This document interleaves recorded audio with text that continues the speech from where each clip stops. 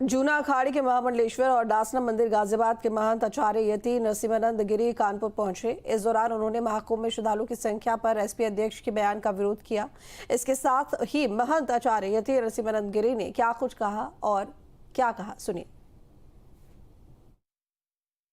यति नरसिंहानंद महाराज जी हमारे साथ में जो कुंभ से होकर के आए, कुंभ की व्यवस्थाओं को देखा है और आज हमारे साथ मौजूद उनसे बात करते हैं। सर ये बताइए, कुंभ में किस तरीके की व्यवस्थाएं इस बार हैं, क्योंकि तमाम सवाल भी उठाए जा रहे हैं, विपक्ष के लोग सवाल उठा रहे हैं, कह रहे हैं कुंभ ऐसा कुंभ तो कभी हुआ ही नहीं, इस तरीके की व्यवस्था नहीं देखी गई। देखिए, ये तो सत्ता पक्ष और विपक्ष में एक खींचातानी चलती रहती है। ये खुद कुछ नहीं करते, केवल दूसरों की तरफ उंगली उठाते हैं। तो मैं नेताओं को गंभीरता से नहीं लेता और मैं हिंदुओं से अनुरोध करना चाहता हूँ, नेताओं को गंभीरता से तुम भी मत लो।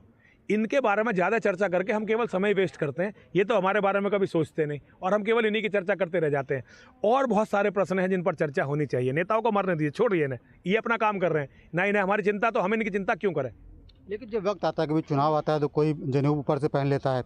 अगर राहुल गांधी की बात कर रहा हूँ मैं सीधे, वो कुंभ नहाने नहीं गए, अखिलेश यादव सवाल उठा रहे हैं, तो क्या लगता है कि जब मौका परस्ती होती, कभी सनातन हिंदू बन जाते हैं, फिर उसके बाद उसी के आयोजन पर सवाल भी उठाने लगते हैं।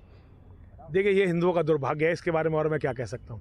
ये तो हिंदुओं का दुर्भाग्य है, इसके बारे में और कुछ नहीं कह सकता। ये पहले ही कहा गया कि कुंभ में जो गैर सनातनी लोग हैं वो वहाँ पर ना आएँ। इस दौरान नहीं कहा गया। एक शख्स आपके शिविर के पास में पकड़ा गया और संदिग्ध परिस्थितियों में वहाँ पर पहुंचा, तो क्या कहना चाहेंगे इसके बारे में? देखिए, ऐसा नहीं कहा गया, बात को गलत तरह से रखा जा रहा है। हजारों और लाखों की संख्या में विदेशी आ रहे हैं, ईसाई आ रहे हैं, बौद्ध आ रहे हैं, यहूदी आ रहे हैं, ऐसे भी लोग आ रहे हैं जो नास्तिक हैं।